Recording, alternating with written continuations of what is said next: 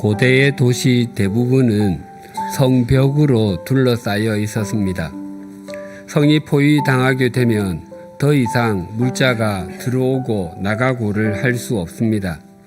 성이 포위된 기간이 장기화하여 그 안에 있던 사람들이 아살을 당하는 것은 흔히 있던 일이었습니다. 아람의 군대는 북이스라엘의 수도 사마리아를 포위했습니다.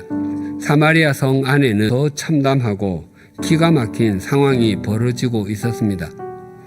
이스라엘 왕이 성벽 위를 지나가고 있는데 두 여인이 옥신각신하다가 그 중에 한 여인이 왕을 보고서 높으신 임금님, 저 좀 살려주십시오라며 울부짖었습니다.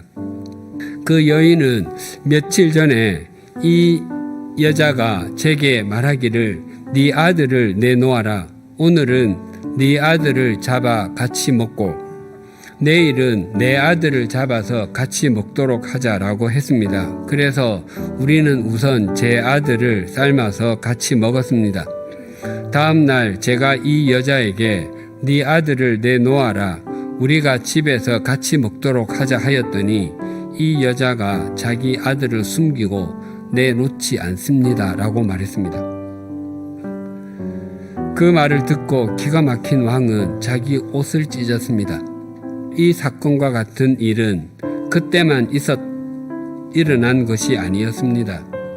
예레미야 애가 4장 10절이 이러합니다.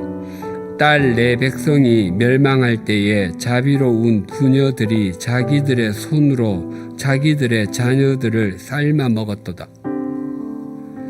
예루살렘 성 안의 상황이 그토록 참혹하였던 것입니다. 오늘 본문에서 예수님께서는 사마리아 성에서 일어났던 일과 예루살렘 성에서 일어났던 일이 반복되지 않도록 당부하고 계십니다. 예수님께서 형장으로 가시는 길에는 많은 사람이 뒤따랐습니다. 한 무리는 여인의 무리였습니다. 그들은 자신들의 가슴을 치면서 슬피 울면서 예수님을 뒤따랐습니다. 그리고 그 여인들이 울었던 것은 자신들을 위해서가 아니라 즉 예수님을 위해서였습니다. 그런데 예수님께서는 울고 있는 여인들을 향해서 너희가 나를 위하여 우는 것보다 더 울어야 할 일이 있다고 말씀하셨습니다. 예수님의 이 말씀은 예수님께서 예루살렘으로 오실 때에 성을 보시며 하셨던 말씀과 상관이 있습니다. 예수님께서는 예루살렘을 보시고 우셨습니다. 단지 눈물을 조금 흘리신 것이 아니라 소리를 내어서 통곡하셨습니다. 예수님은 장차 예루살렘이 당할 처참한 상황을 생각하며 우셨던 것입니다. 예수님의 이 말씀은 약 40년 후에 문자 그대로 성취되었습니다.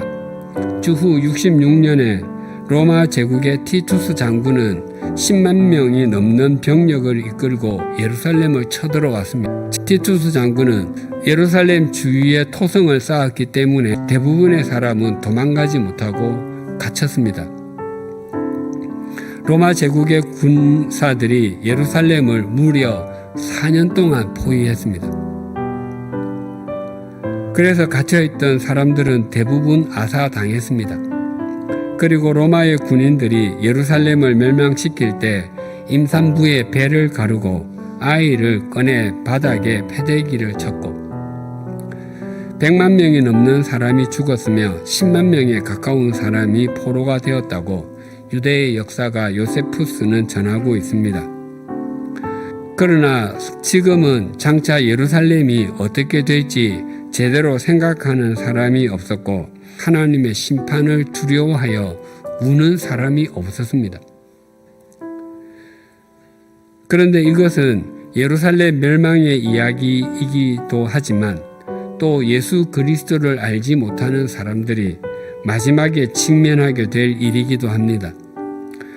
예수님께서는 당신이 십자가의 형장으로 가는 것을 가슴 아파하지 말고 내가 이 길을 가는 것의 의미를 모르는 너희 자신과 너희 자녀, 다른 사람을 위해서 가슴을 치며 그렇게 울어주라는 것입니다. 예수님께서 이 말씀을 하신 대상이 예루살렘의 딸들입니다. 신앙에 관한 한, 눈물로 기도하는 것에 관한 한, 여자가 남자보다 앞서 있기 때문일 것입니다. 가정을 신앙으로 세우는 것에도, 자녀를 신앙인으로 양육하는 것에도 여인의 역할이 큽니다. 잠언 14장 1절입니다. 지혜로운 여인은 자기 집을 세우되 미련한 여인은 자기 손으로 그것을 허느니라. 여인이 집을 세울 수도 있고 허물 수도 있다고 말합니다. 오늘은 올 한 해 동안 베풀어 주신 주님의 은혜에 감사드리는 감사주일입니다.